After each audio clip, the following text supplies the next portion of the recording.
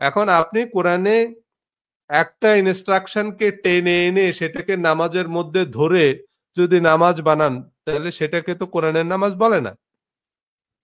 তাই না? আপনি বলবেন কোরআনে বলছে ওয়ারকাউ, তাই এই যে আমি এখন রুকু করলাম, তো এইটা নামাজের মধ্যে আপনাকে রুকু করতে বলা হয়েছে, বা এক রুকু করতে বলা হয়েছে, ওয়াসজুদু সেজদা করতে বলা হয়েছে, কিন্তু আপনাকে এক রুকু করতে বলা হয়েছে, দুই সেজদা করতে বলা হয়েছে, এবং সেটা নামাজের অংশ হিসেবে করতে বলা হয়েছে, এরকম কোরআনে কোথাও বলা হয়নি। And কোরআনের একটা কমান্ডকে নিয়ে এসে আমি যদি নামাজ বানাই, তাহলে আরো বহু রকমে আপনি নামাজ বানাইতে পারবেন। তাই না? আমি ধরেন এক রাকাত পড়লাম, পড়া আমি রুকুতে গেলাম, তারপরে ধরেন রুকু থেকে উঠা আমি একটু নাস্তা পানি খাইলাম, কারণ কোরআনে বলছে কুলু ওয়াশরাবু, তোমরা খাও পান করো। তো এটা তো নামাজের মধ্যে আপনারা খাইতে বলে নাই। তারপরে ধরেন আমি সেজদা একটা দিলাম, দিয়ে উঠা আমি একটু এদিক ওদিক ঘুরে আসলাম, কারণ কোরআনে বলছে সিরু ফিল আরদ, তোমরা জমিনে ভ্রমণ করো। তো জমিনে ভ্রমণ করো এটা নামাজের অংশ হিসেবে তো বলেনি। আমি সেটাকে টেনে এনে যদি একটা নামাজ বানাই যে কোরআনে বলছে এটা, এটা মানে হচ্ছে এইটা, এইটার ভিত্তিতে আমি এই নামাজে এইটা পড়লাম, নামাজে এটা করলাম, এইটা এগুলো নামাজের অংশ না। তারপর আমি এক রাকাত পড়ে দেখা গেল যে আমি যাই যুদ্ধ করে আসলাম কতক্ষণ, কারণ কোরআনে বলছে ওয়াক্তুলু ফি সাবিলিল্লাহ, তোমরা আল্লাহর রাস্তায় যুদ্ধ করো। তা আমি যে কতক্ষণ যুদ্ধ করে আসলাম, এটা কি নামাজের অংশ? তো কোরআনে কোথায় একটা ইনস্ট্রাকশন দেওয়া হলো সেটাকে টেনে এনে আমি একটা নামাজ বানাইলাম, দিয়ে বললাম এটাই কোরআনের নামাজ? না, এগুলো কোরআনের নামাজ না। তো চলেন আমরা একটু জানার চেষ্টা করব যে কোরআনে যদি না থাকে তাহলে সেইটা রাসূল সাল্লাল্লাহু আলাইহি সাল্লাম কিভাবে করতেন, কারণ এরকম প্রশ্নগুলোই আমাদেরকে প্রতিদিন ফেস করতে হচ্ছে, যে কোরআনে যেসব বিষয়ে সুস্পষ্ট নির্দেশনা নাই সেসব কিভাবে করব, নামাজ কিভাবে পড়বো। তাই না? এখন এই যে নামাজ কিভাবে পড়বে এই প্রশ্নটা যখন করে, তার মানে হচ্ছে কোরআনে নামাজের সুনির্দিষ্ট বা সুস্পষ্ট বর্ণনা নাই। এ কথাটাই আমি বলেছি আমার একটা ভিডিওতে, আমি বলেছি কোরআনের সালাত এবং আমাদের নামাজ, আমাদের নামাজের কোনো সুস্পষ্ট বর্ণনা কোরআনে নাই। যেমন দিনে আপনি কয় ওয়াক্ত নামাজ পড়বেন এটার সুস্পষ্ট বর্ণনা নাই।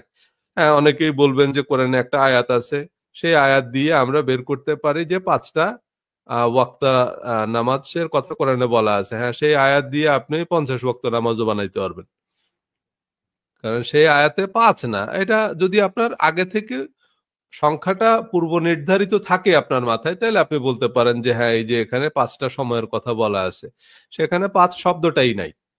সেখানে যা বলা আছে সেটা দিয়ে বললাম তো, আপনি 7 ওয়াক্ত, 10 ওয়াক্ত, 9 ওয়াক্ত, যে কয় ওয়াক্ত খুশি আপনি বানাইতে পারবেন।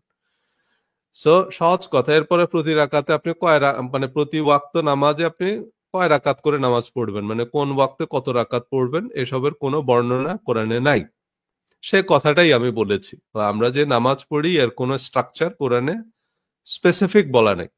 সময়, রাকাত, প্রক্রিয়া, পদ্ধতি কোনো ধারণা আপনি কোরআন থেকে পাবেন না। শুধু আকিমুস সালাহ আছে, আর এরকম বিক্ষিপ্ত বিচ্ছিন্ন ভাবে কিছু জিনিসকে জোড়া দিয়ে এই তো তখন বলা হচ্ছে যে এটা আমরা হাদিসের ভিত্তিতে পড়ি।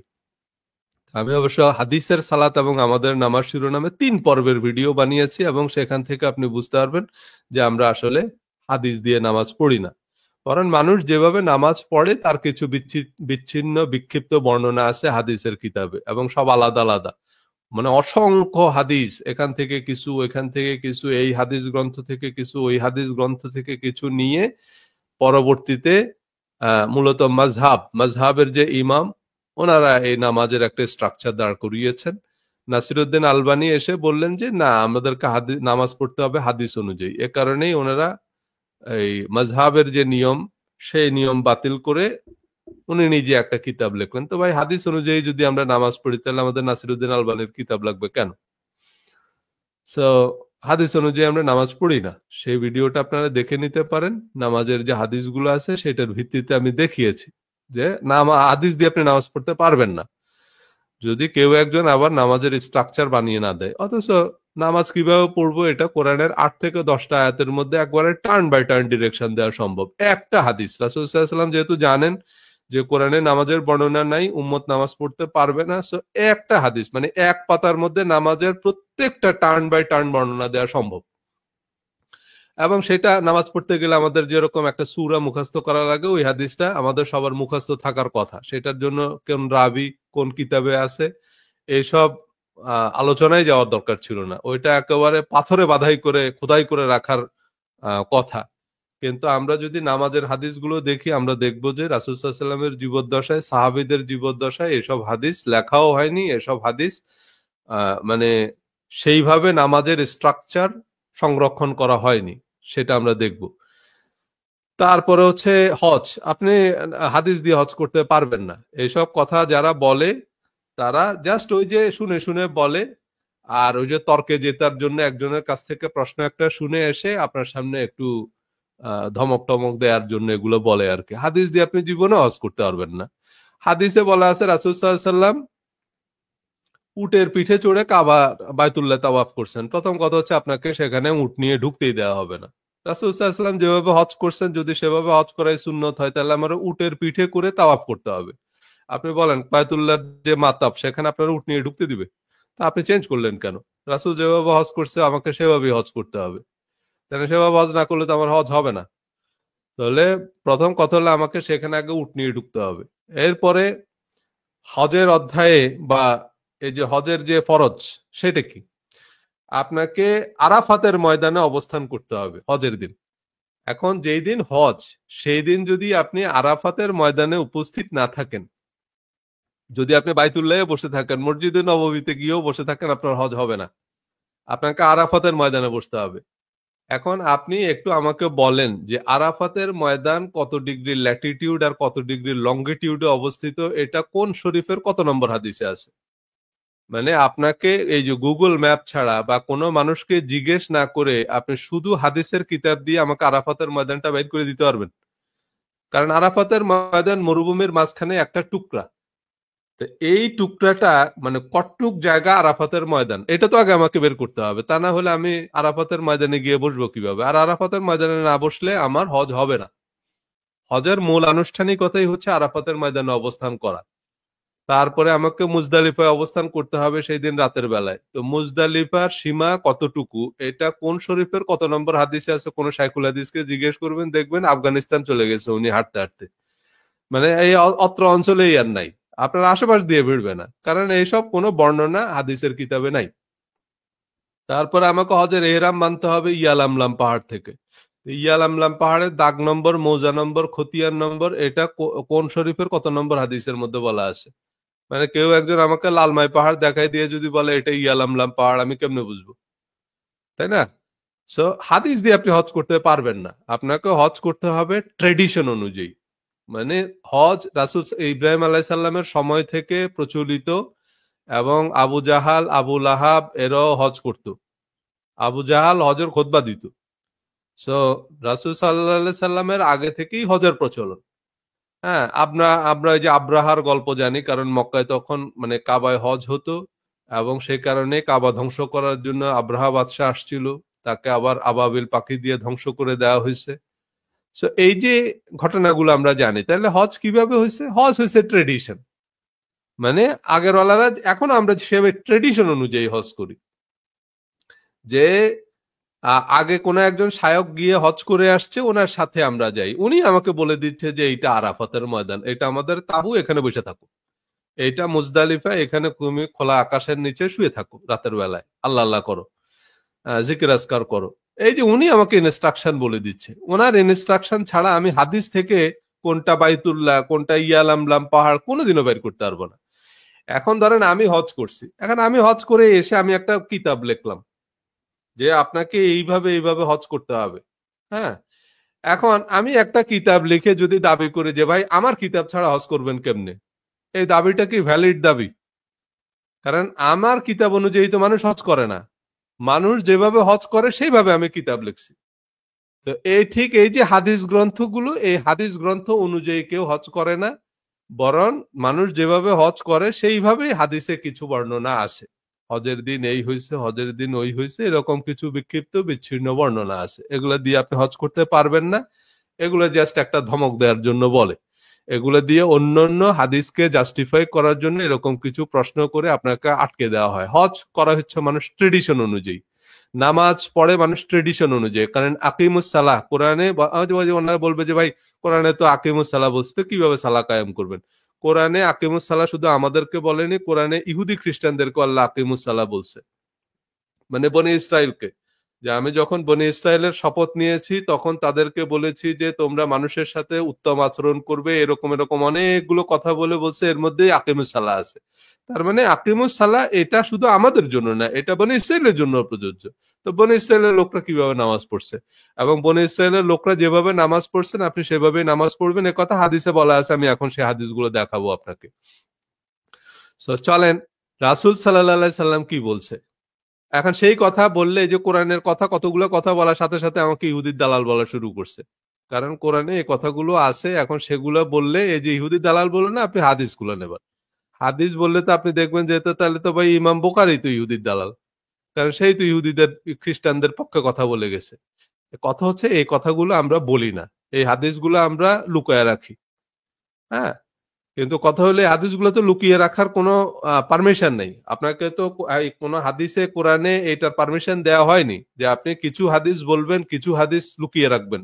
এই পারমিশন তো আপনাকে দেওয়া হয়নি যে এটা দিলে বিশৃঙ্খলা তৈরি হবে। বিশৃঙ্খলা বন্ধ করা আপনার কাজ না, বিশৃঙ্খলা তৈরি হলে হোক। সবাই আল্লাহর কিতাবে যা আছে আপনাকে ওপেন করে দিতে হবে। আপনি আপনার পছন্দ মতো আয়াত একটা দিবেন যে না আরেক আয়াত জানলে মানুষ প্রশ্ন করবে, মানুষ বিশৃঙ্খলা তৈরি করবে, করুক, সেটাও কোরআনের আয়াত, সেটা আপনাকে লুকায় রাখার পারমিশন কেউ দেয়নি। এটাও বুখারীর হাদিস। আপনি যদি হাদিস বলতে চান তাহলে আপনাকে সব হাদিস রিয়েলি বলতে হবে, সেইটা নিয়ে আমরা ক্রস ম্যাচ করব। হ্যাঁ, সো দেখেন প্রথম কথা হচ্ছে এই যে এই প্রশ্নগুলো করা হয় যে এটা ছাড়া এটা কেমনে করবেন, ওইটা ছাড়া ওইটা কেমনে করবেন। কোরআনে যদি সুনির্দিষ্ট করে কোনো বর্ণনা দেয়া না থাকে তাহলে আপনি যেভাবে খুশি সেভাবেই করতে পারবেন। প্রথম কথা হচ্ছে এটা, এটা আইনের বেলায়ও প্রযোজ্য। আইনে যদি আপনাকে সুনির্দিষ্ট করে বলা না থাকে তাহলে এটা আপনার চয়েস, মানে একটা জেনারেলি অ্যাকসেপ্টেবল বা জেনারেলি অ্যাক্রিডিটেড একটা প্রসেসে আপনি করতে পারবেন। যেমন ধরেন কোনো অফিসে যদি ইউনিফর্ম না থাকে তাহলে আপনি জেনারেলি অ্যাকসেপ্টেড, মানে একটা শালীন মানে ফ্যাশনেবল একটা পোশাক যেটা মোটামুটি প্রচলিত, এরকম একটা পোশাক আপনি পরতে পারবেন। যেমন আর্মিতে ইউনিফর্ম আছে কিন্তু যেসব অফিসে ইউনিফর্ম নেই সেখানে আপনি জেনারেলি অ্যাকসেপ্টেড। আবার গুগল বা ধরেন ডয়চে ভেলে সেখানে নির্দিষ্ট ইউনিফর্ম নাই, তো ইউনিফর্ম নাই মানে আপনি কোনো ইউনিফর্মে পড়বেন না তা তো আর না, কিছু একটা আপনাকে পড়তে হবে যেটা জেনারেলি অ্যাকসেপ্টেড, যেটা সাধারণত গ্রহণযোগ্য একটা পদ্ধতিতে আপনি করবেন বা প্রচলিত যে নিয়ম সে নিয়মে করবেন, কারণ সেখানে স্পেসিফিক কোনো ড্রেস কোড বলা নেই। কিন্তু সেখানে এসব বেহুদা প্রশ্ন করাটা ক্রাইম। বেহুদা প্রশ্ন করে কোনো নিয়ম তৈরি করা, তখন পীর সাহেব বা হুজুর একটা বলে দেয় এবং সেটাই পরে ফতুয়া হয়ে যায়। সে ফতুয়া মানে মত। আপনি হুজুরকে জিজ্ঞেস করলেন যে হুজুর কি রকম টুপি পরবো, তো হুজুর বললেন গোল টুপি পরো। এই যে মতামত একটা হুজুর দিয়ে দিলেন, কারণ উনি ওই যে গোল টুপি পরে বা হুজুর গোল টুপি পরে, ওনার অনুকরণে আমরাও গোল টুপি পরলাম, বাস এটাই একসময় সুন্নত হয়ে গেল, এটাই একসময় বিধান হয়ে গেল। না, এটা কোনো বিধান না, কারণ এরকম কোনো স্পেসিফিক নির্দেশনা বলা নেই। সো মুসলমানদের মধ্যে সবচেয়ে বড় অপরাধী সেই ব্যক্তি যে ব্যক্তি এমন বিষয়ে প্রশ্ন করে যা পূর্বে হারাম ছিল না কিন্তু তার প্রশ্নের কারণে হারাম হয়ে গেছে। এইটা হচ্ছে আপনার বুখারী শরীফের, আমি হাদিস নাম্বারটা একটু আপনাদেরকে বলে দিই। এইটা হচ্ছে আপনার হাদিস নাম্বার হচ্ছে ৬৭৯১। এটা হচ্ছে বাংলা হাদিস অ্যাপ। আপনারা বাংলা হাদিস অ্যাপটা ডাউনলোড করে নেবেন, অ্যান্ড্রয়েড অথবা আইওএস দুইটা ভার্সানেই পাবেন বাংলা হাদিস অ্যাপ, সেখান থেকে সিরিয়াল মিলিয়ে নেবেন। অনেকেই মাঝে মাঝেই প্রশ্ন করেন যে ভাই আপনি যে হাদিসের রেফারেন্স দিচ্ছেন আমি তো হাদিসের কিতাবে সিরিয়াল মিল পাই না। এইটা এই জন্য আমি বলে দিচ্ছি যে আমি যেখান থেকে রেফারেন্স দিচ্ছি সেইখান থেকে মিলিয়ে নেবেন, কারণ আপনার বাড়িতে কোন বুখারী শরীফ আছে কোন প্রকাশনের সেটা তো আর আমি জানি না। আর এই আলোচনা যারা শুনতেছেন তাদের সবার বাড়িতে তো একই প্রকাশনের বুখারী শরীফ না, অনেকের বাড়িতে বুখারী শরীফ নাইও। এজন্য আমি যে স্পেসিফিক অ্যাপ থেকে রেফারেন্স দিচ্ছি আপনাকে সেখান থেকে মিলিয়ে নিতে হবে। অন্যান্য বুখারী শরীফে সিরিয়াল মিলবে না, বাট আগে পরে আছে হাদিসটা, আপনি আগে পরে দেখলে পেয়ে যাবেন। তো বলা হচ্ছে যে মুসলিমদের মধ্যে এটা রাসূল সাল্লাল্লাহু আলাইহি সাল্লাম বলেছেন, মানে এটা মারফু হাদিস, যে মুসলমানদের মধ্যে সবচেয়ে বড় অপরাধী সেই ব্যক্তি। কোন ব্যক্তি? তাহলে মুসলমানদের মধ্যে সবচেয়ে বড় অপরাধী হইতে চান কিনা? যদি হইতে চান তাহলে এই জাতীয় প্রশ্ন করবেন যে এমন বিষয়ে প্রশ্ন করে যা পূর্বে হারাম ছিল না কিন্তু তার প্রশ্নের কারণে হারাম হয়ে গেছে। কোন একজন মুফতিকে আমি জিজ্ঞেস করলাম, উনি তখন একটা ফতুয়া দিয়ে দিলেন এটা হারাম। তাহলে এই যে এই প্রশ্নটা আমি করলাম, করে আগে এই জিনিসটা আরাম ছিল না, কিন্তু আগে এটা আপনার করাটা নিষিদ্ধ ছিল না, কারণ এটা আইনে স্পেসিফিক বলা হয়নি, তাই না? এবং এই ব্যাপারে কোরআনেও একটা আলোচনা আছে। যেমন সূরা বাকারা, আমি প্রসঙ্গক্রমে সেই ঘটনাগুলো আপনাদেরকে বলি।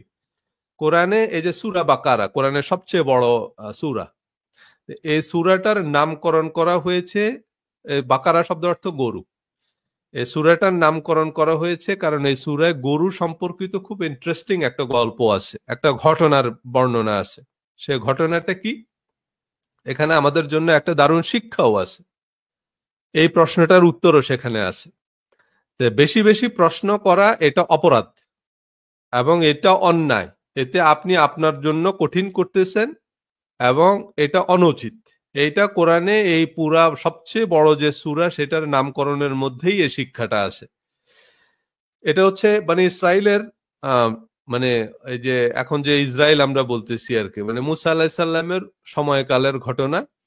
যে বনি ইসরায়েলের মধ্যে খুব প্রভাবশালী এক ব্যক্তি, খুবই ধনাঢ্য এবং খুবই প্রভাবশালী, খুবই গুরুত্বপূর্ণ এক ব্যক্তি গুপ্ত ঘাতকের হাতে নিহত হয়।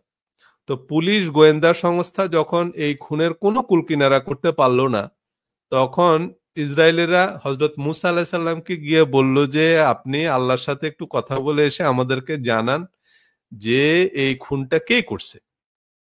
কারণ আপনি তো আল্লাহর নবী, আপনি তো দাবি করেন যে আপনি আল্লাহর সাথে কথাবার্তা বলেন, তা আপনি একটু আমাদেরকে এই তথ্যটা দেন, কারণ এটা খুবই চাঞ্চল্যকর হত্যাকাণ্ড আর কি। সো তখন মুসা আলাহিসাল্লাম সাল্লাম যদি এসে বলেন যে অমুকে খুন করছে, তাহলে তো তারা মানবে না, উল্টা বরং দেখা যাবে যে মুসা আলাহিসাল্লামকেই সাল্লামকেই দোষারোপ করছে। তো উনি আল্লাহর সাথে কথা বলে এসে বললেন যে আল্লাহ বলছে যে তোমরা একটা গরু জবাই করো এবং গরুর হাড় বা মাংস বা তার শরীরের কোনো অংশ দিয়ে ওই যে মৃত লোকটা আছে তারা একটা বাড়ি দাও। বাড়ি দিলেই সে জীবিত হয়ে বলে দিবে তাকে কে খুন করছে, কেন করছে, কিভাবে করছে, সব বলে দিবে। বলেন এই রকম একটা বিরাট সমস্যার এই রকম একটা সহজ সমাধান, এটা ইসরায়েলিদের পছন্দ হইল না।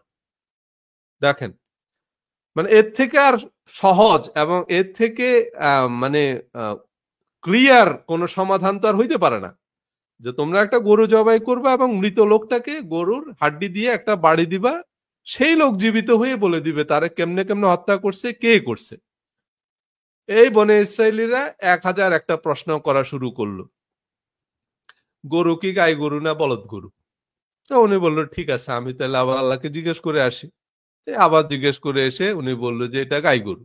আচ্ছা, গরুর বয়স কত হইতে হবে, গরুর রং কিরকম হইতে হবে, গরুর শিং কিরকম হইতে হবে, এই গরু কি চাষাবাদ করা গরু, মানে হাল চাষে ব্যবহার করা হয়েছে এরকম গরু, নাকি ক্লিন, এটা কি বাচ্চা দেয়া গরু নাকি বাচ্চা দেয় নাই এরকম গরু। এই রকম একের পর এক প্রশ্ন করতেছে আর মুসা আলাহিসাল্লাম সাল্লাম এসে একের পর এক উত্তর দিতেছে যে না এরকম হওয়া যাবে না, এরকম হওয়া যাবে না। তারপরে অবস্থা এমন দাঁড়াইলো যে এই রকম স্পেসিফিকেশনের গরু এখন খুঁজে পাওয়াই অসম্ভব। তখন তাদের টনক নড়লো যে আরে আমরা যত প্রশ্ন করতেছি তত তো আমাদের জন্য জিনিসটা কঠিন হইতেছে, এখন এরকম গরু খুঁজে পাবে কই?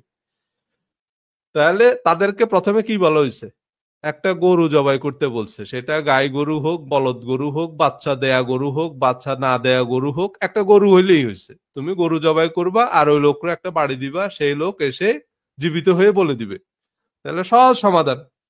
ঠিক আমাদেরকেও একটা কথা বলা হয়েছে, আমরা এটার ভিতর থেকে একের পর এক প্রশ্ন, একের পর এক প্রশ্ন, একের পর এক প্রশ্ন করে জিনিসটাকে কঠিন করতেছি না সহজ করতেছি? কঠিন করতেছি। আমার তো কঠিন করতে বলা হয়নি ভাই। আমি আমি যে কাজটা করব সেটা হচ্ছে আমাকে যা বলা হয়েছে আমি তাই করব, ব্যাস। তাহলে মুসলিমদের মধ্যে সবচেয়ে বড় অপরাধী হলো সে যে এই বিষয়ে প্রশ্ন করে যা আগে হারাম ছিল না, কিন্তু তার প্রশ্নের কারণে হারাম হয়ে গেছে। আমি হালাল খাবার নিয়ে একটা আলাদা পর্ব করব, তখন আপনি বুঝতে পারবেন যে কোরআনে আল্লাহ যা হারাম করে দিছে একদম স্পষ্ট করে বলে দিছে, এরপরে আর আপনার একটি প্রশ্ন করার কোনো দরকার নাই, একটি প্রশ্ন করারও কোনো সুযোগ নেই। এরপরে আমরা লাখ লাখ প্রশ্ন করি, করে জিনিসগুলোকে হারাম করতেছি। এরপরে এই ইমাম আবু হানিফা বলছে কাঁকড়া খাওয়া হারাম, আরেকজন বলছে হালাল, এই যে গন্ডগোলটা আমরা পাকাই, অথচ আমাদের এ পর্যন্ত আসারই কোনো দরকার ছিল না, একেবারে স্পষ্ট করে বলে দেয়া আছে কি কি হারাম কি কি হালাল। হ্যাঁ, তো এরপরে আসেন আমরা একটু দেখি, সেটা হচ্ছে যেমন পোশাক আশাক নিয়ে তো আমাদের অনেক প্রশ্ন। দাড়ি কতটুক রাখা যাবে, এক মুষ্টি রাখার পরে কেটে ফেলা যাবে কিনা, মোষ কি আপনার কুড়াল দিয়ে কাটবেন না কোদাল দিয়ে কাটবেন, হ্যাঁ এটা কি রেজার দিয়ে কাটা যাবে নাকি কি দিয়ে কাটবেন, এটা নিয়ে অনেক মাসলা আছে। হুজুরদেরকে প্রশ্ন করো, হুজুররা আবার বসে বসে সেগুলোর উত্তরও দেয়। কিন্তু আমরা একটু বোখারি শরীফটা দেখে নিই। এটাও হাদিস নাম্বার হচ্ছে 5492, বোখারি শরীফের পোশাক পরিচ্ছেদ অধ্যায়। সেখানে খুব বিখ্যাত রাবি, সেটা হচ্ছে ইবনে আব্বাস রাদিয়াল্লাহু তাআলা আনহু থেকে বর্ণিত টন টনে সহিহ হাদিস। হ্যাঁ, মানে এর থেকে সহিহ হাদিস আর হয় না। একজন প্রখ্যাত রাবি আব্দুল্লাহ ইবনে আব্বাস, অত্যন্ত প্রখ্যাত রাবি, মানে one of the most prominent হাদিস নারেটর সাহাবীদের মধ্যে। সো উনি এই হাদিসটা বর্ণনা করছে। সেই হাদিসে উনি কি বলছে, আমি ওই যে পাশে একটু বড় করে লিখে দিয়েছি, এটা আমি কপি করে পেস্ট করছি হাদিস থেকে, মানে একটা শব্দ দাড়ি কমা সেমিকলনও কিন্তু আমি বদলাইনি, শুধু আপনাদের দেখার সুবিধার্থে সাইড দিয়ে আমি ওই হাদিসটাকে একটু বড় করে দিয়েছি লেখাটাকে। তো এখানে কি বলতেছে যে তিনি বলেন, মানে আব্দুল্লাহ ইবনে আব্বাস থেকে বর্ণিত, তিনি বলেন যে নবী সাল্লাল্লাহু আলাইহি সাল্লাম যেসব ব্যাপারে, সেই সব ব্যাপারে আহলে কিতাবের সামঞ্জস্য রক্ষা করে চলা পছন্দ করতেন। আহলে কিতাব কারা? আপনার যদি কোনো কনফিউশন থাকে, আপনি কোনো বড় শাইখুল হাদিসকে জিজ্ঞেস করবেন যে হুজুর কোরআনে বা হাদিসে যে আহলে কিতাব বলা হয়েছে, আহলে কিতাব কারা? শুধু একটু প্রশ্ন করবেন, আগে পরে আর কিছু বলবেন না, উনি বলে দিবেন যে আহলে কিতাব মানে হচ্ছে ইহুদি খ্রিস্টানরা। আচ্ছা, তো বলছে যে রাসূল সাল্লাল্লাহু আলাইহি সাল্লাম সেসব ব্যাপারে আহলে কিতাবের সামঞ্জস্য রক্ষা করে চলা পছন্দ করতেন। কোন সব ব্যাপারে? যেসব ব্যাপারে তাকে কোরআনে, এই যে ব্র্যাকেটে যে কোরআনে শব্দটা আছে এটা আমি লাগাইনি, এটা হাদিসেই বলা আছে, কোরআনে কোনো সুস্পষ্ট নির্দেশ দেওয়া হয়নি। মানে কোরআনে একটা সুস্পষ্ট নির্দেশ দেওয়া হয়নি, সেটা রাসূল সাল্লাল্লাহু আলাইহি সাল্লাম কিভাবে করতেন? আহলে কিতাবের সামঞ্জস্য রক্ষা করে চলতেন। তাহলে ধরেন এই যে অনেকে বলে না যে আপনারা তো এটা, উনি তো ইহুদি খ্রিস্টানদের মতো করে ধর্ম চর্চার কথা বলতেছে, রাসূল সাল্লাল্লাহু আলাইহি সাল্লামই তাই করতেন। কোরআনে যেগুলো সুনির্দিষ্ট করে বলা নাই সেগুলো উনি ইহুদি খ্রিস্টানদের অনুকরণে করতেন। আর আরেকটা জিনিস হচ্ছে কি, আমরা অনেক সময় বুঝতে পারি না, যেমন এই যে আজকে আমি এই স্যুটটা পরছি, মানে ব্লেজার, এটাকে অনেকে মনে করেন যে এটা হচ্ছে ইহুদি খ্রিস্টানদের পোশাক। এই যে ব্লেজারটা, মানে এটাকে আমরা কি বলি, ব্লেজার বলি বা স্যুট বলি। এইটা আপনাদের যদি দেখতে আরো সুবিধা হয় আর কি, আমি একটু দেখাই। এটাকে তো আমরা খুব পরিষ্কার ভাবে জানি যে এটা হচ্ছে ইহুদি খ্রিস্টানদের পোশাক, কিন্তু ভুল জানেন আপনি, এই পোশাকটা মুসলমানদের পোশাক। আজকে জেনে নেন, এই যে এই ডিজাইনটা, এই পোশাকটার ডিজাইন করছে হচ্ছে অটোম্যানরা, মানে ওসমানীয় খলিফারা, মানে তাদের একটু চেঞ্জ ছিল আর কি, তাদের একটু লম্বা ছিল, একটু লম্বা ছিল, বাট পরে এটাকে একটু একটু ছোট করা হয়েছে। মানে এখন যেটা আমরা পড়ি অফিস আদালতে, মানে ট্রাম্প বাইডেন থেকে শুরু করে এই যে এরদোয়ান পর্যন্ত যেটা পরে, সেটা একটু সাইজে ছোট, কিন্তু ওসমানী খলিফারা হচ্ছে আপনার আর একটু লম্বা ছিল আর কি। বাট এই ডিজাইনটা মূলত অটোম্যানদের করা। সো এটা মুসলমানদের পোশাক, এই কথাটা বলছে প্রফেসর ব্রাউন। উনি মানে একজন হাদিস বিশারদ, কনভার্টেড মুসলিম বা রিভার্টেড মুসলিম। সো উনি উনি এই তথ্যটা দিলেন যে এই পোশাকটা অটোম্যানদের ডিজাইন করা, খুবই অথেন্টিক, মানে খুব বড় রিসার্চার, সে কারণে ওনার রেফারেন্সটা দিয়ে বলতেছি। তাহলে দেখেন, আহলে কিতাবের সামঞ্জস্য রক্ষা করে চলতেন রাসূল সাল্লাল্লাহু আলাইহি ওয়াসাল্লাম, যে বিষয়ে ওনাকে কোরআনে সুস্পষ্ট করে কোনো নির্দেশ দেওয়া হয়নি। এখন এরপরে আবার হাদিসে এর পরের অংশে বলা আছে যে আর আহলে কিতাবরা তাদের চুল ঝুলিয়ে রাখতো। মানে সে সময় আপনারা যদি এই যে ঈসা আলাইহিস সালাম যে পোর্ট্রেট, এখনো তো ঈসা আলাইহিস সালামের পোর্ট্রেট আছে, আমাদের নবীর পোর্ট্রেট নাই, কিন্তু ঈসা আলাইহিস সালামের তো পোর্ট্রেট আছে, বা যেটাকে আপনার যিশু প্রতিমূর্তি বলে আর কি খ্রিস্টানরা। তো সেই বিভিন্ন জায়গায় ঈসা আলাইহিস সালামের মূর্তি আছে, বা আপনি যদি এখন গুগল করেন তাহলে ঈসা আলাইহিস সালামের অনেক ছবি পাবেন, এবং সেই ছবিতে দেখবেন যে ঈসা আলাইহিস সালাম এরকম কাঁধের উপরে লম্বা লম্বা চুল আর কি, হারকিউলিসের মতো অনেক লম্বা লম্বা চুল কাঁধের উপরে ঝুলানো। এবং এইটা বুখারী শরীফে এরকম বর্ণনা আছে, মানে বুখারী শরীফে বর্ণনা আছে যে রাসূল সাল্লাল্লাহু আলাইহি ওয়াসাল্লাম ঈসা আলাইহিস সালামকে স্বপ্নে দেখছেন, এবং স্বপ্নে উনি দেখলেন যে ওনার মাথার মাঝখান দিয়ে সিঁথি করা এরকম ওনার কাঁধের উপরে লম্বা ঝুলানো চুল। মানে তো নবীদের স্বপ্ন তো ওহী, বা নবীরা যা স্বপ্নে দেখেন সেইটা বুখারী শরীফে বর্ণনায় আসছে। তাহলে ঈসা আলাইসাল্লাম যেভাবে চুল রাখতেন সেটা বুখারীর বর্ণনা মোতাবেকও কাঁধের উপরে এরকম ঝুলিয়ে চুল রাখতেন। তো ওনার উম্মতরাও সেই অনুযায়ী আহলে কিতাবরা এরকম চুল ঝুলিয়ে রাখতো। তারপরে মুসা আলাহিসাল্লামেরও লম্বা লম্বা চুল ছিল, সোয়াইব আলাহিসাল্লামের লম্বা লম্বা চুল ছিল। ওই যে বলছে না, আমার চুল দাড়ি ধরে টেনো না, এই জন্য দাড়ি রাখা ফরজ হয়ে গেছে, কিন্তু চুল রাখা ফরজ হয়নি, তাই না? এই যে জাকির নায়েক যুক্তি দেয় যে সোয়াইব আলাহিসাল্লামের দাড়ি ছিল এই মর্মে আমাদের দাড়ি রাখতে হবে। কারণ এটা কেমনে বুঝলেন উনি? কারণ সোয়াইব আলাহিসাল্লাম বলছে যে হে আমার ভাই, আমার চুল দাড়ি ধরে টেনো না। তো ওই যে ওনার দাড়ি ছিল ধরে টানার মতো, তার মানে ওনার চুলও ছিল ধরে টানার মতো। কিন্তু আমি যে মাদ্রাসায় পড়ছি, টুমচোর মাদ্রাসায় পড়ছি, সেই মাদ্রাসায় হুজুররা কেচে নিয়ে আসতো। এই যে আমার এখন যত বড় চুল আছে, এত বড় চুল যদি থাকতো, মানে এটা যদি মুট করে ধরা যায়, তাহলে কেচি দিয়ে এমন ভাবে কেটে দিত শেষ পর্যন্ত আপনাকে এটা ব্যাল করতে হবে। আর বেশিরভাগ আহ হুজুরদেরই দেখবেন আপনি ছোট ছোট ছোট ছোট চুল, মানে এমনি চিমটা দিয়েও ধরা যায় না, আরবিদের মতো করে কাটা চুল। কিন্তু শোয়েব আলাইসাল্লামের তো ধরে টানার মতো চুল ছিল, তাহলে সেরকম চুল রাখাও আমাদের জন্য সুন্নত বা ফরজ। সেটাও একজন নবী রাখতেন, নবীর এরকম লম্বা লম্বা চুল রাখতেন। তো রাসূল সাল্লাল্লাহু আলাইহি ওয়াসাল্লামও লম্বা লম্বা চুল রাখতেন। আপনার লম্বা চুল কই? জাকির নায়কেরও তো লম্বা চুল নাই। আহলে হাদিসের কোনো শায়খের আপনি দেখবেন না যে এরকম লম্বা লম্বা চুল। হ্যাঁ, ওই যে তাহেরি বা এরকম একটা তরিকার লোকরা রাখে, আব্বাসীরা রাখে, এই হাদিস মোতাবেকই রাখে। কিন্তু আহলে হাদিসের লোকরা এই হাদিস মানে না। এজন্য বললাম না, হাদিস সবাই সবার সুবিধা মতো মানে, কিন্তু এটা বুখারীর হাদিস, এটা সহিহ হাদিস। সো রাসূল সাল্লাল্লাহু আলাইহি ওয়াসাল্লাম লম্বা চুল রাখতেন, এরকম কাঁধের উপরে ঝুলিয়ে রাখতেন। এটা কাদের অনুকরণে রাখতেন সেটা আবার ইবনে আব্বাস বলতেছে যে আহলে কিতাবরা লম্বা চুল ঝুলিয়ে রাখতো, আর মুশরিকরা তাদের মাথার চুল সিঁথি কেটে রাখতো। যারা মুশরিক ছিল আরবের, মুশরিকরা এরকম মাথার মাঝখান দিয়ে সিঁথি করে এরকম দুই দিকে ঝুলাইয়া দিত আর কি। মহিলারা যেরকম করে রাখে মাথার মাঝখান দিয়ে সিঁথি করে, ওরা এরকম করে রাখতো মুশরিকরা। এরপরে বলতেছে যে রাসূল সাল্লাল্লাহু আলাইহি সাল্লাম তার চুল ঝুলিয়েও রাখতেন, সিঁথিও কাটতেন। মানে রাসূল সাল্লাল্লাহু আলাইহি সাল্লাম তাহলে কিভাবে করতেন?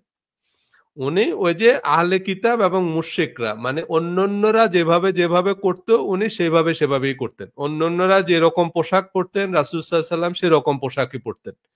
আমরা যে এখন বলি যে এই ধরনের পোশাক পরা সুন্নত, প্রথম কথা হলো আমাদের শায়করা যে ধরনের জুব্বা পরে, এরকম জুব্বার তো সে সময় ছিলই না।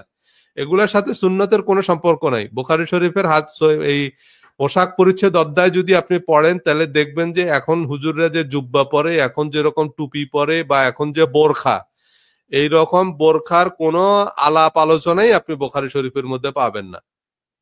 পোশাক নিয়ে আমি একটা আলাদা পর্ব করব, তখন আপনি দেখবেন যে তাইলে আপনি এগুলো সুন্নত কোত্থেকে পাইলেন? এগুলাকে হাদিসের আমল কিভাবে বলতেছেন? এসব বোরখা হিজাব এগুলা মহিলারা পড়তো সে সময়, এরকম একটি হাদিস আপনি পাবেন না। সো এই যে পোশাক নিয়ে যেসব কথা বলা হয়, রাসূল সাল্লাল্লাহু আলাইহি ওয়াসাল্লাম মুশরিকদের অনুকরণে পোশাক পরতেন। এই যে বলা হয় খেজুর খাওয়া সুন্নত, বা কেন রাসূল সাল্লাল্লাহু আলাইহি ওয়াসাল্লাম খেজুর খাইতেন? তো আবু জাহাল আবু লাহাবরা কি খাইতো? তারাও খেজুরই খাইতো। তারাও রাসূল সাল্লাল্লাহু আলাইহি ওয়াসাল্লাম যা যা করতো তাই তাই করতো। তারাও একই রকমই পোশাক পরতো, তারাও দাড়ি রাখতো, তারাও মুখ ছোট করে রাখতো। এইগুলো সব ট্রেডিশন মোতাবেক করতো, মানে প্রচলন অনুযায়ী করবেন, যেটা প্রচলন। প্রচলনের বাইরে কোনো কিছু করলে সেটা হাস্যকর, সেটা উদ্ভট দেখায়, তাই না? যারা এরকম উদ্ভট পোশাক পরা যাবে না। যে কোনো জিনিস, আমি যখন বাংলাদেশে, আমি যখন আমার গ্রামের বাড়িতে যাবান, ধরেন আমি এখান থেকে গ্রামের বাড়িতে গেলাম, গ্রামের বাড়িতে গিয়ে যদি আমি ভাই স্যুট টাই পরে ঘুরি, তাহলে দেখা যাবে কেমন? গ্রামের বাড়িতে গেলে আমি প্রথমে একটা লুঙ্গি পরবো, লিলেনের। তারপরে হইতেছে কি পরবো, একটা গেঞ্জি পরবো, সেন্ডু গেঞ্জি, তাই না? তাইলে এনে যায় হইলো যে না ভাই, তুমি গ্রামে আসছো অনেকদিন পরে, গ্রামের পোশাক পরবা। গ্রামে আর ৮-১০ জন যেভাবে পরছে সেই রকম পোশাক পরবা, তাই না? তো আমি দেখছি আমার মানে বড় বড় মানুষরা যখন বাড়িতে বেড়াতে আসে, ওনারা অনেক বড় ব্যবসায়ী, সিআইপি, তাই না, ইউনিভার্সিটির ভাইস চ্যান্সেলর, কিন্তু যখন বাড়িতে আসে একটা লুঙ্গি পরে, লুঙ্গি একটা পরে, ফতুয়া একটা পরে, তারপরে বাড়ির সামনের যে দোকান সেই দোকানে গিয়ে বসে বসে সবার সাথে গল্প করতেছে। তো এখন গ্রামের বাড়িতে গিয়ে কি আপনি স্যুট টাই পরে বসে থাকবেন? না, দেখতে কেমন দেখা যাবে? অদ্ভুত দেখাবে। আবার সেই লুঙ্গি পরে নিশ্চয়ই আপনি ইউনিভার্সিটিতে গিয়ে লেকচার দিবেন না। যেখানে যেই চল, যেখানে যেইটা মানায় সেই মানানসই আচরণ করবেন। মানে উদ্ভট কিছু করার দরকার নেই ভাই, যেটা প্রচলন হয়ে আছে সেই প্রচলনে করেন, আলাদা হওয়ার দরকার নেই যে না ভাই আলাদা আলাদা করেন না, উনি প্রচলিত যে নিয়ম সে নিয়মে করছেন, যেইভাবে করা দরকার। ওই যে আলে কিতাবদের অনুকরণে করছেন, সেখানে আলে কিতাবরা যারা ছিল সেই অনুপাতে করছেন এবং সেইভাবেই আমাদেরকে করতে বলছেন, শুধু নিজে করেন নাই, আমাদেরকেও করতে বলছেন আলে কিতাবদের অনুকরণে, তাই না? এগুলা কোরআনেও আছে, আলে কিতাবদের অনুকরণে করা হয়েছে। দেখেন এরপরে আরেকটি হাদিস, এটি সহি মুসলিমের হাদিস, তাই না? এইটি বর্ণনা করছেন হচ্ছে হজরত আবু সাইদ খুদরি, অন্যতম প্রধান হাদিস বর্ণনাকারী সাহাবী। মানে হাদিস যে তিনজন সাহাবী সবচেয়ে বেশি বর্ণনা করছে, হজরত আবু হুরায়রা, হজরত আয়েশা রাদিয়াল্লাহু তাআলা আনহা এবং হজরত আবু সাইদ খুদরি, এই তিনজনই প্রায় 50% হাদিস বর্ণনা করছে। তাহলে এটি হচ্ছে হজরত আবু সাইদ খুদরি রাদিয়াল্লাহু তাআলা আনহু থেকে বর্ণিত হাদিস, টন টনে সহি হাদিস, মুসলিম শরীফের হাদিস। মুসলিম শরীফের নামই হচ্ছে সহিউল মুসলিমের মধ্যে কোনো অসহি হাদিস নাই। আচ্ছা, এই আবু সাইদ খুদরি কি বলছে খুব মনোযোগ দিয়ে শুনেন। তিনি বলছে রাসূলুল্লাহ সাল্লাল্লাহু আলাইহি সাল্লাম বলেছেন, কি বলেছেন? তোমরা তোমাদের পূর্ববর্তীদের নীতি পদ্ধতি পুরোপুরি ভাবে অনুসরণ করবে। পূর্ববর্তী কারা সেটা আসতেছে একটু পরে। বলছে পূর্ববর্তীদের নীতি পদ্ধতি অনুসরণ করবে। তোমরা তোমাদের পূর্ববর্তীদের নীতি এবং পদ্ধতি, নীতি এবং পদ্ধতি মানে তো বুঝেন, নীতি মানে হচ্ছে প্রিন্সিপাল আর পদ্ধতি মানে হচ্ছে প্রসিডিউর। তারা যে মূলনীতি অনুসরণ করছে, তারা যে পদ্ধতিতে যে আমল করছে, ওই যে আকিমুস সালাহ তারা যেভাবে করছে সেইভাবে করবা। হজ ওই যে পূর্ববর্তী যারা আছে তাদের কথা বলছে, তাদের মতো করে করবা, কারণ তাদের জন্য এগুলা এইসব ইবাদত আছে, তাদের জন্য এসব সম্মেলন আমরা যা যা করি এগুলো সবই কিন্তু পূর্ববর্তীদের জন্য ছিল।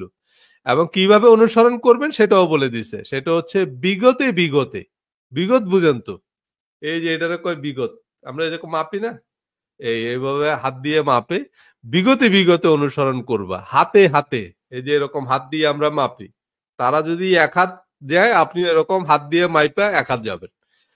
হ্যাঁ, বিগতে বিগতে করবেন। এমন কি দেখেন হাদিসে কি বলা আছে, আমি হাদিসের নাম্বার দিয়ে দিলাম, 6539 নম্বর হাদিস মুসলিম শরীফের।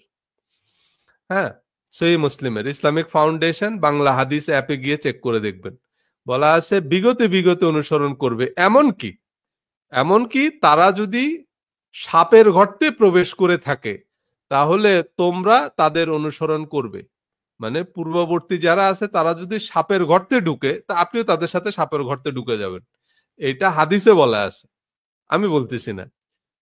আমরা বললাম ইয়া রাসূলুল্লাহ, এখন পূর্ববর্তী কারা, এটা নিয়ে কনফিউশন হইতে পারে যে পূর্ববর্তী বলতে হয়তো অমুকের কথা বলা হয়েছে তো অমুকের কথা বলা হয়েছে ইত্যাদি ইত্যাদি ব্যাখ্যা আসতে পারে।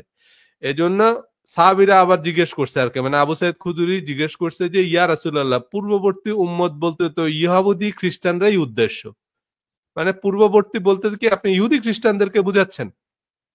তিনি বললেন, মানে রাসূল সাল্লাল্লাহু আলাইহি সাল্লাম বললেন, তবে আর কারা? মানে পূর্ববর্তী উম্মত বলতে কি আপনি ইহুদি খ্রিস্টানদেরকে বুঝাইতেছেন? তখন রাসূল সাল্লাল্লাহু আলাইহি সাল্লাম বলবেন তবে আর কারা? মানে তোমাদের পূর্ববর্তী উম্মত তো ইহুদি খ্রিস্টান। তাহলে ইহুদি খ্রিস্টানরা যে নীতি এবং যে পদ্ধতি অনুসরণ করছে তোমরা বিগতে বিগতে হাতে হাতে মানে একেবারে yard by yard, inch by inch তাদেরকে ফলো করবা। এমনকি তারা যদি সাপের গর্তে প্রবেশ করে তোমরা সাপের গর্তে প্রবেশ করবা।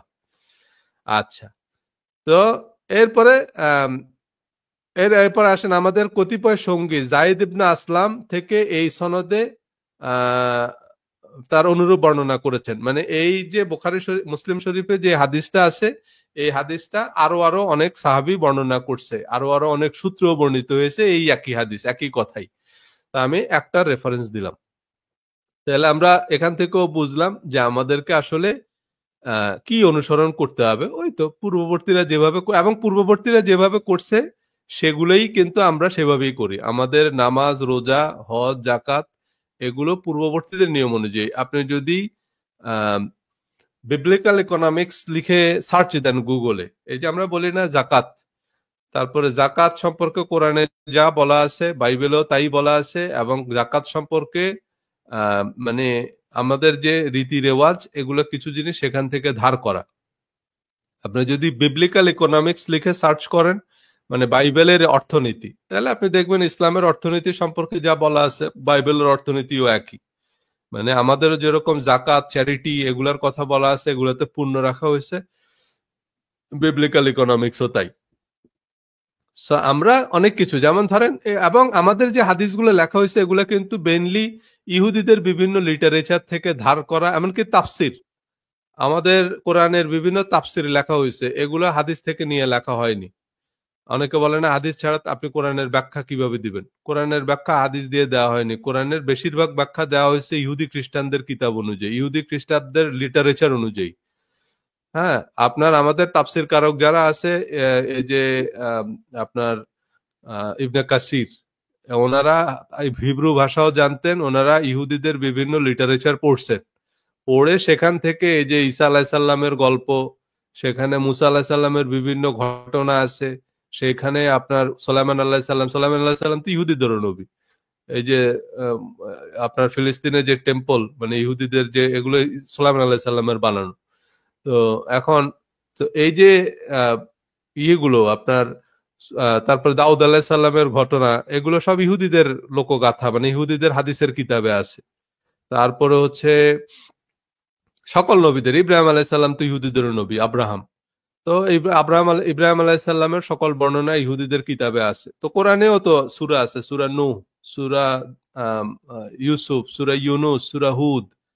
তো কোরআনের এই যে সূরাগুলোর তাফসির, সূরা ইউসুফের তাফসির, তো ইউসুফ তো তাদেরও নবী, জোসেফ।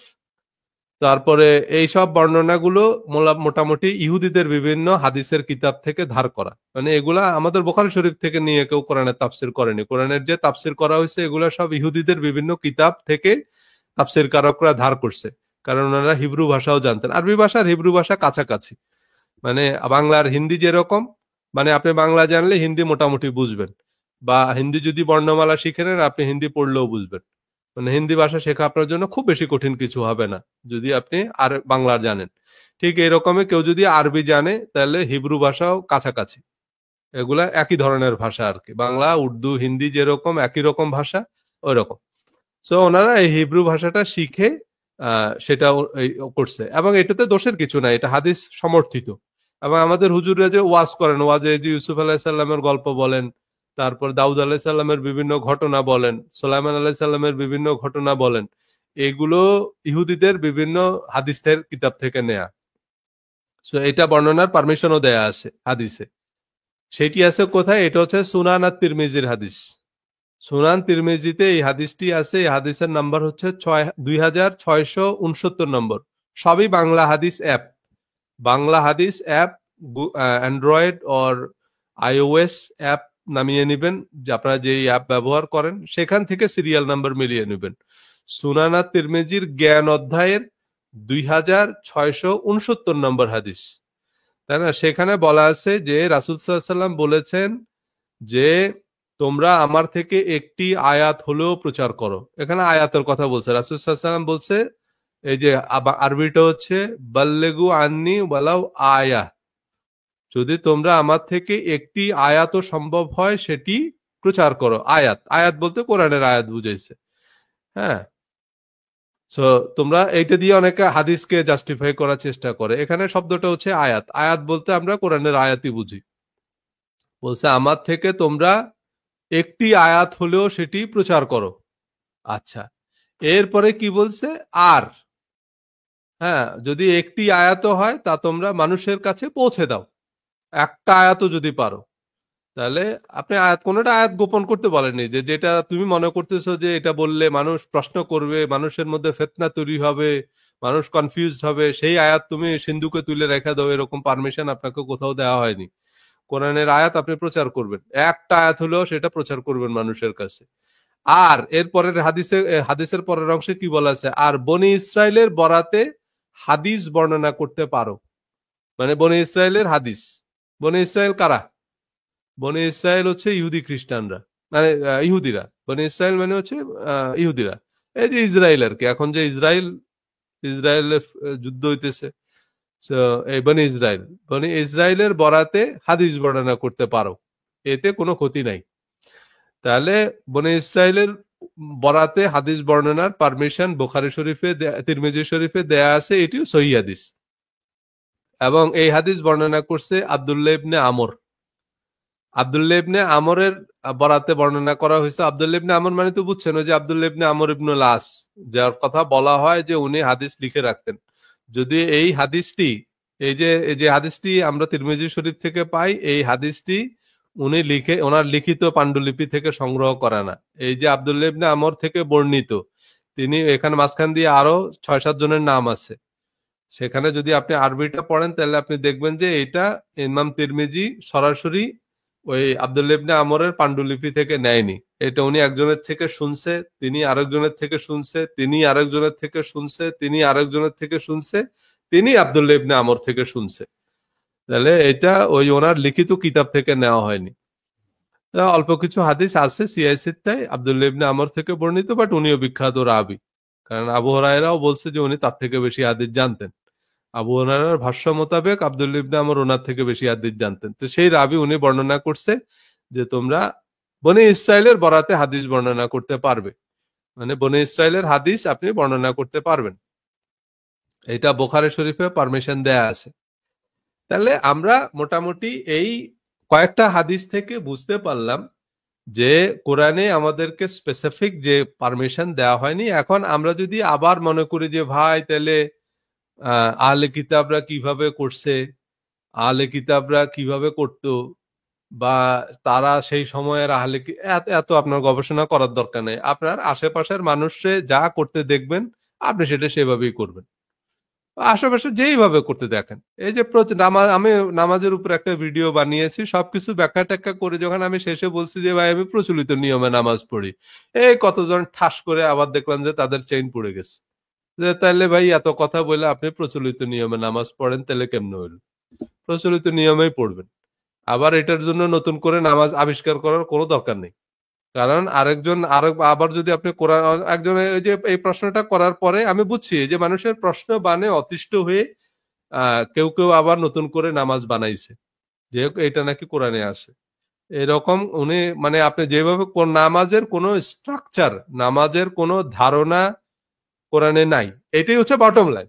বটম লাইন যেটা নাই সেটা নাই বলবেন, সেখানে ইঞ্জিনিয়ারিং করার কোনো দরকার নেই। আমি স্পেসিফিক বলতেছি যে কোরআনের স্পেসিফিক কোনো বর্ণনা নাই। এখন আপনি কোরআনে একটা ইনস্ট্রাকশনকে টেনে এনে সেটাকে নামাজের মধ্যে ধরে যদি নামাজ বানান, তাহলে সেটাকে তো কোরআনের নামাজ বলে না। তাই না? আপনি বলবেন কোরআনে বলছে ওয়ারকাউ, তাই এই যে আমি এখন রুকু করলাম, তো এইটা নামাজের মধ্যে আপনাকে রুকু করতে বলা হয়েছে, বা এক রুকু করতে বলা হয়েছে, ওয়াসজুদু সেজদা করতে বলা হয়েছে। কিন্তু আপনাকে এক রুকু করতে বলা হয়েছে, দুই সেজদা করতে বলা হয়েছে, এবং সেটা নামাজের অংশ হিসাবে করতে বলা হয়েছে, এরকম কোরআনে কোথাও বলা হয়নি। কোরআনের একটা কমান্ডকে নিয়ে এসে আমি যদি নামাজ বানাই, তাহলে আরো বহু রকমে আপনি নামাজ বানাইতে পারবেন। তাই না? আমি ধরেন 1 রাকাত পড়লাম, পড়া আমি রুকুতে গেলাম, তারপরে ধরেন রুকু থেকে উঠা আমি একটু নাস্তা পানি খাইলাম, কারণ কোরআনে বলছে কুলু ওয়াশরাবু, তোমরা খাও পান করো। তো এটা তো নামাজের মধ্যে আপনারা খাইতে বলে নাই। তারপরে ধরেন আমি সেজদা একটা দিলাম, দিয়ে উঠা আমি একটু এদিক ওদিক ঘুরে আসলাম, কারণ কোরআনে বলছে সিরু ফিল আরদ, তোমরা জমিনে ভ্রমণ করো। তো জমিনে ভ্রমণ করো এটা নামাজের অংশ হিসেবে তো বলেনি। আমি সেটাকে টেনে এনে যদি একটা নামাজ বানাই যে কোরআনে বলছে এটা, এটা মানে হচ্ছে এইটা, এইটার ভিত্তিতে আমি এই নামাজে এইটা পড়লাম, নামাজে এটা করলাম, এইটা এগুলো নামাজের অংশ না। তারপর আমি 1 রাকাত পড়ে দেখা গেল যে আমি যাই যুদ্ধ করে আসলাম কতক্ষণ, কারণ কোরআনে বলছে ওয়াকতুলু ফি সাবিলিল্লাহ, তোমরা আল্লাহর রাস্তায় যুদ্ধ করো। তা আমি যে কতক্ষণ যুদ্ধ করে আসলাম, এটা কি নামাজের অংশ? তো কোরআনে কোথায় একটা ইনস্ট্রাকশন দেওয়া হলো সেটাকে টেনে এনে আমি একটা নামাজ বানাইলাম, দিয়ে বললাম এটাই কোরআনের নামাজ? না, এগুলো কোরআনের নামাজ না। আপনি নামাজ পড়বেন, রোজা রাখবেন, যা করবেন প্রচলিত নিয়মে করবেন। প্রচলিত নিয়ম যেটা আশেপাশের মানুষকে করতে দেখতেছেন সেভাবেই করবেন, কারণ এটা কোরআনে আপনাকে একদম স্পেসিফিক বর্ণনা বা স্পেসিফিক বলা হয়নি। এখন কোরআন থেকে আপনি যদি মনে করেন যে না, কোরআনের এই ইনস্ট্রাকশন মোতাবেক আমার কাছে মনে হইতেছে যে এইটা দিয়ে এটা বুঝাইছে, ওকে, আপনি তাহলে সেটা করতে পারেন, বা সেটা নিয়ে কারোর সাথে ঝগড়া করতে যায়েন না।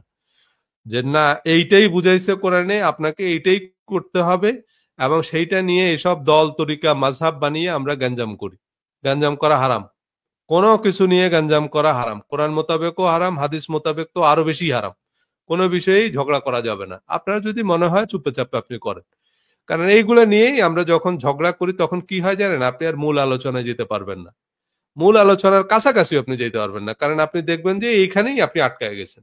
এগুলা আমাদের ধর্মের মূল উদ্দেশ্য না, কোরআনেরও মূল উদ্দেশ্য এগুলা না, হাদিসেরও মূল উদ্দেশ্য এগুলা না, তাই না? এই যে আমরা বলতেছি যে ভাই, এই যে আমি যখনই মানে প্রথম দিকে আমি সালামি একবার তো মনে করছিলাম আমি সালামি দিব না, কারণ সালাম দেওয়ার সাথে সাথেই একজনে বলল যে আপনার তো সালামি হয় না, মানে আসসালামু আলাইকুম বলেও যদি সালাম দেন তাও একদল এসে বলবে সালাম হয় না, সালামুন আলাইকুম বলে যদি দেন তাও আরেক দল এসে বলবে না আপনার সালাম হয় না, মানে ইত্যাদি ইত্যাদি। যেইভাবেই বলবেন হাদিস অনুযায়ী যদি আপনি নামাজ পড়েন তাহলে আল হাদিস এসেই তো বললো যে না আপনাদের নামাজ হয় না, কারণ হাদিস অনুযায়ী হয় না। সো কোরআন অনুযায়ীও যদি আপনি নামাজ পড়তে যান এরকম বহু দল বাইর হবে, একদল বলবে যে না এটা কোরআনের নামাজ না, আরেক দল বলবে এটাই কোরআনের নামাজ, হাদিস অনুযায়ী করতে গেলেও ঝামেলা লাগবে। বাট এই যে আমাদের মধ্যে যে ছোট ছোট বিষয়ে যেসব মতপার্থক্য, এগুলো যেহেতু স্পেসিফিক ইনস্ট্রাকশন দেয়া নাই, তাই না? যেমন ধরেন আপনি যদি বলেন যে ভাই কোরআনে বলছে আকিমুস সালাহ, নামাজ কিভাবে পড়বেন, আমি যদি আপনাকে বলি যে ভাই কোরআনে যেইভাবে করে রোজা ফরজ করা হয়েছে একদম এক্সাক্ট ওয়ার্ড, একদম এক্সাক্ট সেন্টেন্স ব্যবহার করা হয়েছে যুদ্ধের আয়াতের ক্ষেত্রে। কোরআনে বলা হয়েছে কুতিবা আলাইকুম সিয়াম, তোমাদের উপর রোজাকে ফরজ করা হয়েছে বা রোজাকে বিধিবদ্ধ করা হয়েছে, ঠিক একই শব্দ একই বাক্য ব্যবহার করা হয়েছে যুদ্ধের বেলায়, কুতিবা আলাইকুমুল কিতাল, তোমাদের উপর যুদ্ধকে ফরজ করা হয়েছে। তাইলে এখন যুদ্ধকে যে ফরজ করা হয়েছে তার মানে যুদ্ধ ফরজ, তো তো যুদ্ধ করছেন জীবনে, তাই না? আমি তো আমার জীবনে কোনো যুদ্ধ করি নাই, তাহলে ফরজ ইবাদত তো করলামই না। এবং এই কেতাল, কেতাল জিহাদ না, কিন্তু জিহাদের আরেক অর্থ আছে, জিহাদ মানে হচ্ছে প্রাণপণ চেষ্টা, জিহাদ মানে হচ্ছে প্রাণপণ চেষ্টা। যেমন আমরা ইংরেজিতে বলি না স্ট্রাগল, যে ভাই আমি আমার জীবনে অনেক স্ট্রাগল করছি, হ্যাঁ আমি আমার জীবনে এই যে প্রাণপণ চেষ্টা, সেগুলো আপনার যুদ্ধের সমার্থক অর্থ। লড়াই করতে হবে, লড়াই করে জীবনে বড় হইতে হবে, এসব কথা আমরা বলি না। লড়াই প্রচেষ্টা অর্থে ব্যবহার হয়, সাধনা অর্থে ব্যবহার হয়, সেগুলো সেই অর্থে ব্যবহার হয়। কিন্তু ফরজ করা হয়েছে কেতাল, কেতাল মানে একেবারে সশস্ত্র সংগ্রাম, মানে একবারে সরাসরি ঢাল তলোয়ার নিয়ে আপনার যুদ্ধ করতে হবে, এইটা ফরজ করা হয়েছে। এখন আপনি কোনো হুজুরকে জিজ্ঞেস করবেন যে আচ্ছা তো হুজুর এই যে আমাদের জন্য রোজার মতো তো যুদ্ধ ফরজ করছে, তো যুদ্ধ করছেন, কুতিবা আলাইকুমুল কিতাল, তোমাদের উপরে জিহাদ মানে যুদ্ধ করা ফরজ করা হয়েছে। তা আমি তো ভাই আমার জীবনে কোনো যুদ্ধ করি না, এবং হাদিসেও আছে রাসূল সাল্লাল্লাহু আলাইহি ওয়াসাল্লাম যুদ্ধ করছে, তো রাসূল সাল্লাল্লাহু আলাইহি ওয়াসাল্লাম 26-27টা যুদ্ধ করছে অ্যাকর্ডিং টু বুখারী শরীফ। তাহলে আমি তো একটা যুদ্ধ করলাম না, তাহলে আমার এই ফরজ আদায় হবে কিভাবে, বা আদায় হয় নাই তো। এক, দ্বিতীয় কথা হচ্ছে আমি যদি এখন যুদ্ধ করি তাহলে আমি যুদ্ধ কিভাবে করব? কারণ আপনি যে আমাকে বলতেছেন রোজা ফরজ করছে তো রোজা কেমনে রাখবো, আপনি যে আমাকে বলতেছেন নামাজ ফরজ করছে নামাজ কেমনে পড়বো, ভালো কথা, তো যুদ্ধ ফরজ করছে যুদ্ধ কেমনে করবো? রাসূল সাল্লাল্লাহু আলাইহি ওয়াসাল্লাম যেমনে করছে অন্য যুদ্ধ করবো? অন্য যুদ্ধ করলে তো আপনি যুদ্ধে জেতা দূরের কথা, এখনকার দিনে অন্য যুদ্ধ করলে আপনি মান সম্মান নিয়েও তো ফিরতে পারবেন না। কারণ এখন যুদ্ধ চলতেছে মিসাইল, এখন যুদ্ধ চলতেছে ট্যাঙ্ক দিয়ে, আপনি ঢাল তলোয়ার নিয়ে ট্যাঙ্কের সামনে দাঁড়ায় থাকবেন, সো আপনারা তো ট্যাঙ্ক টুং দিয়ে উড়াই দিবে। এখন ট্যাঙ্ক দিয়ে যুদ্ধ করা সেটা কিন্তু অনেক প্রশ্ন আছে, আপনি যদি হাদিস নিয়ে করতে যান তাহলে অনেক প্রশ্ন দাঁড়াবে। যেমন ট্যাঙ্ক দিয়ে যুদ্ধ করলে অনেক নিরপরাধ মানুষ মারা যাবে, কারণ আপনি ঢাল তলোয়ার দিয়ে যুদ্ধ করতেছেন ঠিক আছে, কিন্তু কোরআনে আবার বলা আছে আপনি কোনো নিরপরাধ মানুষকে হত্যা করতে পারবেন না। একটা নিরপরাধ মানুষকে যদি আপনি হত্যা করেন তাহলে পুরা মানব জাতিকে হত্যা করার সমান গুনাহ হবে আপনার। পুরা মানব জাতিকে যদি আপনি হত্যা করেন যে গুনাহ হবে, একটা নিরপরাধ মানুষকে হত্যা করলে একই রকম গুনাহ হবে। এখন ধরেন আপনি ট্যাঙ্ক দিয়ে যখন যুদ্ধ করবেন, তো ট্যাঙ্কে তো আর আপনি একটা মানুষ মারতেছেন না, পুরো বিল্ডিং উড়াই দিতেছেন ট্যাঙ্কের গোলায় লেগে। তো সেই বিল্ডিং এর মধ্যে ভাই মাসুম বাচ্চারা আছে, তারা তো নিরপরাধ। তো যুদ্ধ হইলে সিভিলিয়ান মরে বেশি, বরং এখনকার যে যুদ্ধ হয় তাতে আর্মির থেকে মানে সৈনিকদের থেকে সিভিলিয়ান মরে বেশি। কারণ সৈনিক যারা তাদের তো ট্রেনিং আছে, তারা ওই গোলাগুলির আওয়াজ শুনলে তাদের ডিফেন্স আছে, তারা দেখবেন যারা যুদ্ধের সৈনিক, যারা সোলজার, তারা দেখবেন সাপের মতো এরকম ক্রলিং করে করে পার হয়ে যেতেছে, তাদের গায়ে গুলি লাগে না। কিন্তু আমরা যারা সাধারণ মানুষ আমাদের তো ট্রেনিং নাই, আমরা ভয়ে এই যে দৌড়াদৌড়ি করতে গিয়া দেখা যাবে যে আমরা গুলি খেয়ে মরতেছি। তো সিভিলিয়ান মরে, যে কোনো যুদ্ধে সিভিলিয়ান মরে লাখে লাখ, কিন্তু সৈন্য মরে না, কারণ সৈন্যদের ডিফেন্সের ট্রেনিং আছে, সেলফ ডিফেন্সের ট্রেনিং আছে। তারা জানে যে কখন গুলি হইতেছে, কোন দিক থেকে গুলি আসতেছে, কিভাবে নিজেকে সেভ করতে হবে সে সময়ে।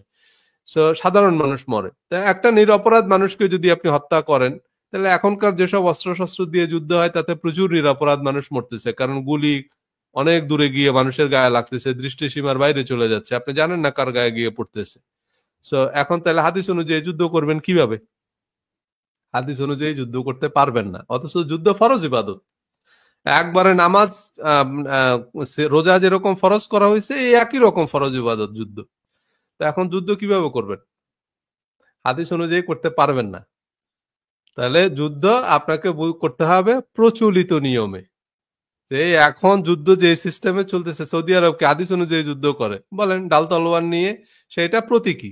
কিন্তু সৌদি আরবে বলেন না ডাল তলোয়ার নিয়ে যুদ্ধ করতে, তাই না? আমাদের এই কি কয় না, মুরগি মিলন, তারপরে এরকম এদের যেসব বাহিনী আছে, এদের এসব বাহিনীর সামনে অত টিকবে না ডাল তলোয়ার দিয়ে। এদের কাছে তো AK-47 মোমেন্ট এরকম বিভিন্ন রকমের অত্যাধুনিক অস্ত্র আছে।